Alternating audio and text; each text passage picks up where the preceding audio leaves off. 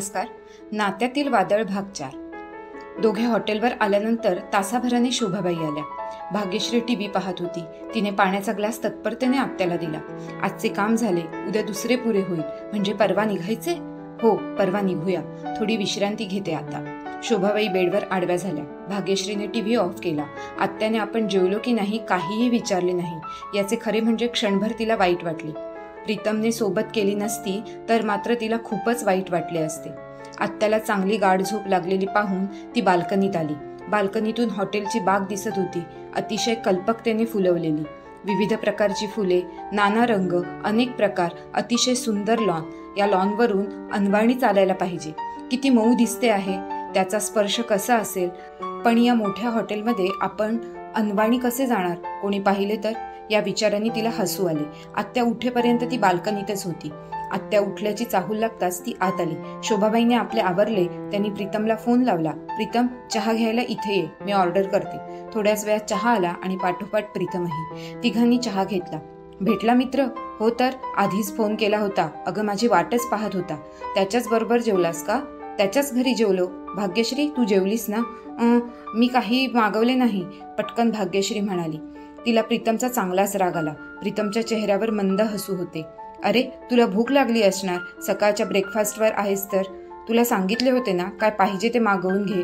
हो, पण माझ्या लक्षातच नाही आले. तू प्रथमच अशा हॉटेलात आलीस, तुला ऑर्डर करणे जमणार नाही. आत्यानी आपला मूळचा स्वर लावला. भाग्यश्री, काय खाणार आहेस? खरेच मला भूक नाही. एकटी बसून कंटाळलीस ना? चल, जरा पाय मोकळे करून येऊ. आई, तू येतेस? तुम्ही जा. दोघे रूमच्या बाहेर पडले. भाग्यश्री, बघ, तुझे बोलणे मी मनावर घेतले. आले तुझ्या लक्षात? प्रीतम, एकदम परफेक्ट. सकाळी माझ्याबरोबर आईसमोर एक वाक्यही बोलला नव्हतास. आईला वाईट वाटेल म्हणून, आणि आता आईला न विचारता, तरीही न दुखावता चक्क मला फिरायला नेतोस. वाह, क्या बात है. कुठे जाऊया? बीचवर, मला खूप आवडेल. दोघे जुहू बीचवर आली. भाग्यश्री समुद्राकडे एकटक पाहत होती. भाग्यश्री, एवढे काय पाहतेस? हा विशाल समुद्र, पण हा असा माणसांनी गजबजलेला समुद्र किनारा नकोय. असा अथांग समुद्र समोर पसरलेला, त्याच्या येणाऱ्या लाटा, समुद्राची गाज, प्रत्येक लाटेबरोबर येणारा फेस, त्या लाटांना स्पर्शणारी मी. हा समुद्र असाच प्रत्येक वेळी दिसतो का प्रीतम? म्हणजे सकाळची कोवळी उन्हं त्या पाण्यावर कशी दिसत असतील? लाटांवर हळूहळू तरंगत असतील ना? आणि त्यानंतर तापणारे ऊन, पाणीही तापत असेल. पायाखालची वाळूही चटके देत असेल, की वाळूचा चटका आणि पाण्याचा थंडावा असेल. संध्याकाळी परतणारा सूर्य याच समुद्रात बुडत असेल, आणि मग वारा आपल्याच मस्तीत गार गार होऊन या लाटांवर स्वार होऊन नाचत असेल. मंद वाऱ्याने वाळूही शांत होऊन पायांना सुखावीत असणार, आणि या मऊ मऊ वाळूत बसून उगवणारा चंद्र आणि चमचम चमकणाऱ्या चांदण्या, त्यावेळी या समुद्राचे रूप अधिकच सुंदर आणि देखणं दिसत असेल. खरेच अनुभवायला पाहिजे. पण हा माणसांचा गोंधळ नको.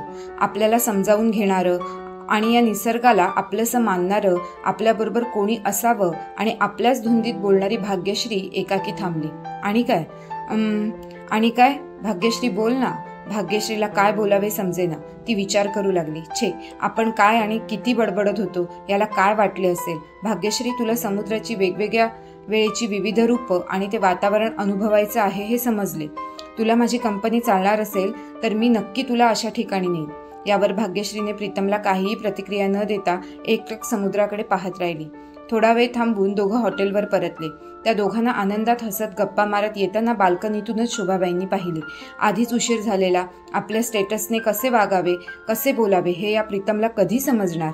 आता तो फॉरेन रिटर्न, तिथे पदवी घेतलेला, त्याचा आपल्या समाजातला भाव केवढा वाढला आहे हे आता त्याला समजावून सांगितले पाहिजे. त्यांनी मनाशीच निर्धार केला. आलात फिरून? प्रीतम, केवढा हा वेळ? खरे म्हणजे तुला जाण्याची आवश्यकताच नव्हती. झाला थोडा उशीर. वेळ कसा गेला समजलाच नाही आहे. थोडा उशीर? अरे, 9:30 झाले. मी 9 वाजता जेवते, माहिती आहे ना? आणि तुला कळत नव्हते? मुलींनी रात्रीचे बाहेर फिरलेले मला आवडत नाही, माहिती आहे ना तुला? हो आत्या. तरीही एवढा वेळ बाहेर होतीस? आई, अगं, ही मुंबई आहे. इथे रात्रीचे 2 वाजले तरी रस्त्याला रहदारी असते. प्रीतम, पुरे. सॉरी, मी जेवण ऑर्डर करते. आई, डायनिंगमध्ये जाऊया? ठीक आहे. तिघे डायनिंगमध्ये आली. भले मोठे सुसज्ज डायनिंग हॉल, इंटिरियर एवढे सुंदर ती बघत होती. नकळत तिच्या मनावर दडपण येत होते, पण तिने ते दाखवून दिले नाही. यावेळी प्रीतमने तिला प्रत्येक गोष्टीत मदत केली. आत्याला काट्या चमच्याने व्यवस्थित खाताना पाहून तिला आश्चर्य वाटत होते. तिला आत्याचे काही कळत नव्हते. स्वतः सुशिक्षित समाजात वावरत होती तरीही मुलींनी हे करू नये ते करू नये हे विचार मात्र कायम. हे कसे काय? बरे झाले आत्याला मुलगी नाही, नाहीतर बिचारीला मोकळेपणाने श्वासही घेता आला नसता. जेवणं झाली, तिघेही रूममध्ये परतले. आई, उद्याचा तुझा प्रोग्राम काय आहे? सकाळी नाश्ता करून मी बाहेर पडणार. परतायला कदाचित संध्याकाळ होईल. ठीक आहे, मी आणि भाग्यश्री सकाळी तुझ्याबरोबरच बाहेर पडू. भाग्यश्री वेळेवर आवर ग. प्रीतम, अरे आज आणलेस ना तिला फिरवून? खूप झाले. आई, अगं तिला दिवसभर बोअर होईल. आजही ती संध्याकाळपर्यंत एकटीच होती. भाग्यश्री, तुला एकटीला राहण्यात काही प्रॉब्लेम नाही? बिलकुल नाही. झालं तर तू एकटा जा. Okay, good night. प्रीतम रूमच्या बाहेर पडला. भाग्यश्रीला आत्या बाहेर जाऊ नको म्हणाली याचे वाईट वाटण्यापेक्षा पुन्हा एकदा प्रीतम मनाचे बोलला याचे समाधान वाटले. दुसऱ्या दिवशी शोभाबाई हॉटेल बाहेर पडल्यानंतर प्रीतम आणि भाग्यश्रीही बाहेर पडले. प्रीतमने तिला मुंबई जेवढी दाखवता येईल तेवढी दाखविली. नेहमी सिनेमात दिसणारी स्थळे प्रत्यक्षात पाहून तिला आनंद वाटला. एकीकडे समुद्र आणि दुसरीकडे माणसांचा महासागर. एकीकडे उंच उंच इमारती, दुसरीकडे लांब लांब पसरलेली झोपडपट्टी. धावणारी माणसे, पळणाऱ्या गाड्या, धडाडणाऱ्या लोकल्स, डोळे दिपवणारी ती महानगरी. श्रीमंत गरीब सर्वांना सामावून घेतलेली, जिवंतपणात चटकन सामावून घेतलेली. शहराचा जिवंतपणा चटकन मन वेधून घेणारा. भाग्यश्रीला मुंबई आवडली अगदी मनापासून. भाग्यश्री, आज आपण लवकर जाऊया हॉटेलवर. दुपारचे जेवण रूमवरच मागवूया. का रे? अगं, काल काही मागवले नाहीस तू? आईला सांगितलेस? आजही तसे नको. बिल देताना आईच्या नजरेतून ते सुटणार नाही. थोडक्यासाठी तिला दुखवायला नको. ठीक आहे, जाऊया परत. भाग्यश्रीला प्रीतम म्हणजे गूढ वाटू लागला. कधी पूर्वीसारखाच आईचा विचार, तर कधी मी पूर्ण बदललोय हे दाखविण्याचा प्रयत्न. दोघे परतले. त्यांचे जेवण होते न होते तोच शोभाबाई परतल्या. त्यांना अचानक लवकर आल्याचे पाहून दोघांनाही आपण लवकर आलो हे बरे झाले असे वाटून एकमेकांकडे पाहिले. आई, तासापूर्वी तर तू फोनवर म्हणाली होतीस संध्याकाळ होईल. होय रे, पण झाले झटक्यात काम. आले परत. तू बाहेर गेला नाहीस की काय? थोडा वेळ जाऊन आलो. बरं आई, थोडी विश्रांती घेऊन निघूया का? कधी एकदा बाबांना भेटतो आहे असे झाले आहे. आपले घर, आपले मित्र. निघूया थोड्या वेळात. ओके, आनंदित होत प्रीतम म्हणाला. भाग्यश्रीलाही आनंद झाला. तिने मनोमन प्रीतमचे आभार मानले. थोड्याच वेळात परतीचा प्रवास सुरू झाला. भाग्यश्री खिडकीबाहेर पाहत होती. येताना आपल्याला केवढे टेन्शन आले होते. आत्याच्या तोंडाच्या तोफेसमोर आपले काय होणार? एक दोन वेळात असा प्रसंग आला. काही म्हणा, प्रीतमने आपल्याला चांगलीच कंपनी दिली. तसे नसते तर मात्र आपण फार बोर झालो असतो. एक एक क्षण खायला उठला असता. आज समर्थचा वाढदिवस. सगळे मिळून धमाल करणार. थोडक्यासाठी आपण मुकणार. आज सकाळी निघालो असतो तर? जाऊ दे, जे आपल्या हातात नाही त्यासाठी दुःख करण्यात अर्थ नाही. समर्थसाठी तिने एक घड्याळ घेतले होते. त्या भल्या मोठ्या मॉलमध्ये काय बघून काय नको असे झाले होते. बऱ्याच वस्तू तिला आकर्षित करत होत्या. एक ब्रेसलेट, कानातले आणि गळ्यातले असलेला सेट तिला खूप खूप आवडला होता. दोन दोन वेळा तिने तो पाहिला. किंमत तिच्या दृष्टीने महागडी होती. त्याचवेळी तिच्या मनात आले आपण समर्थच्या वाढदिवसासाठी काहीतरी घेऊया.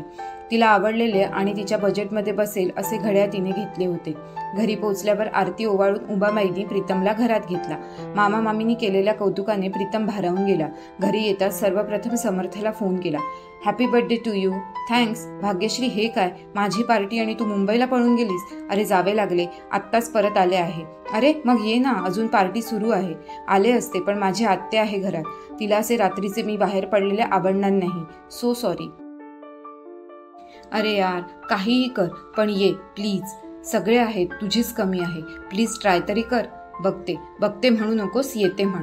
नाही रे जमणार, प्लीज समजून घे. ठेवते, बाय. तिच्या मागे उभ्या असलेल्या प्रीतमने तिचे ऐकले होते. तो म्हणाला, फ्रेंडचा बर्थडे आहे? होय रे, पार्टी सुरू आहे, ये म्हणतोय. तुला जायचे आहे? हो, पण जमणार नाही ना. तयार हो. अरे पण मी बरोबर आलो तर चालेल ना? चालेल की. तू तयार हो, मी बघतो काय करायचं ते. प्रीतम विचार करू लागला. भाग्यश्रीला तर तयार हो म्हणालो आहे, पण आता लगेच बाहेर पडायला आईला कारण काय सांगू? तेही रात्रीचे. समोर न्यूजपेपरकडे लक्ष गेले. त्याने ते चाळले. अरे वा, कारण मिळाले. नाटक. आई, आज इथे एका चांगल्या नाटकाचा प्रयोग आहे. तिकडे पिक्चर्स बघितलेत अधूनमधून, पण नाटक नाही मिळाले बघायला. तेव्हा प्लीज नाही म्हणू नकोस. अरे पण आता विश्रांती घे. विश्रांती? त्याची आवश्यकता नाही. तू येतेस? नाही रे, मला नाही जमणार. एकटा जाण्यात काय मजा? बघतो सोबतीला कोण येते आहे. अरे पण प्लीज. बरं बाबा, जा. थँक्स. प्रीतम आतल्या रूममध्ये गेला. भाग्यश्री, आवर, जाऊया आपण. पण आत्या? घेतली परवानगी. धनश्रीलाही बरोबर घेतले तर? चालेल की, तिलाही आवरायला सांग. प्रीतम आधी जेवून घे, शोभाबाई म्हणाल्या. हो. किचन रूम मध्ये येऊन प्रीतम मामीला म्हणाला, मामी छान वास येतोय, काय काय केलंस बघू बरे. मामी, भाग्यश्रीच्या फ्रेंडचा बर्थडे आहे, तिला पार्टीला जायचे होते म्हणून मी नाटकाला जातो असे सांगून आईची परवानगी घेतली आहे. धनश्रीही येते आहे बरोबर. अरे, मला त्या दोघींनी सांगितले आहे, त्या आवरायलाही गेल्या आहेत. माझ्यासाठी एवढा छान मेनू केलात तेव्हा मी थोडे जेवतोच. थोडे का, पोटभर जेव.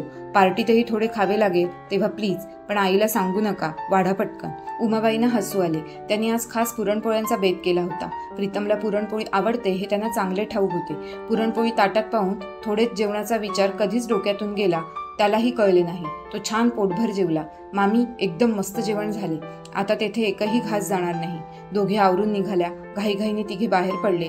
जेव्हा ते तिघे समर्थच्या घरी पोहोचले तेव्हा भाग्यश्रीला आलेली पाहून साऱ्यांनीच आनंदाने जल्लोष केला. विश करीत समर्थाला भाग्यश्रीने घड्याळ दिले. त्याला ते खूप आवडल्याचे त्याने सांगितले. धनश्रीची आणि प्रीतमची ओळख तिने करून दिली. हे तिघे पोहोचण्यापूर्वीच केक कट केलेला होता. वेगवेगळे गेम सुरू होते. हे तिघे त्यामध्ये सामील झाले. गप्पा टप्पा, एकमेकांना चिडवणे, हास्य विनोद सारं सुरू होतं, अगदी मोकळेपणाने. प्रीतम आणि धनश्री या ग्रुपला नवीन होते, तरीही ते दोघे त्यामध्ये सामील झाले होते. प्रीतमला तिकडच्या त्या मित्रांच्या बर्थडे पार्ट्या आठवल्या. या पार्टीचे वातावरण घरगुती, आपलेपणाचे, हास्य विनोदात बोलण्यात वावगे असे वाटले नाही.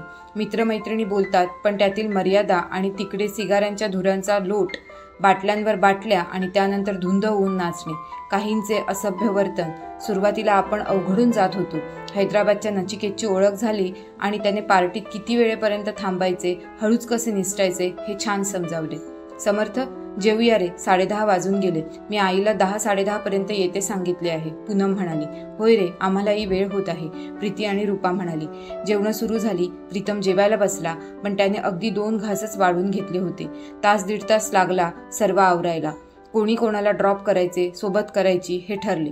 भाग्यश्री, तू या दोघांना घेऊन आलीस, खूप चांगले केलेस. आम्हाला एक नवीन मैत्रीण आणि एक मित्र मिळाला. समर्थ अगदी मनापासून म्हणाला. मलाही तुमचा ग्रुप आवडला, प्रीतम हसत म्हणाला. धनश्री, तुझ्याविषयी भाग्यश्रीकडून खूप ऐकले होते, आज प्रत्यक्ष भेट झाली. भाग्यश्री बोलले ते पटले, सोहम म्हणाला. भाग्यश्री, काय काय सांगतेस ग माझ्याविषयी? कॉलेजच्या गप्पात घरच्यांच्याही गप्पा असतात तर, धनश्री म्हणाली. भाग्यश्री, आईबाबांची ओळख झाली का तुझी? नाही, मी आले तेव्हा कोणीतरी एक मुलगा होता खाली, त्यानेच सांगितले वरच्या हॉलमध्ये जा. चल, ओळख करून देतो. त्या दोघांपाठोपाठ सगळे खाली आले. आई, ही भाग्यश्री, तुला सांगितले होते 3-4 महिन्यापूर्वी माझे भांडणही झाले होते, आठवले का? हो हो, आठवले. नमस्कार करते म्हणत भाग्यश्री आपल्या सवयीने नमस्कारासाठी वाकली. मनासारखे घडू दे, त्याने आशीर्वाद दिला.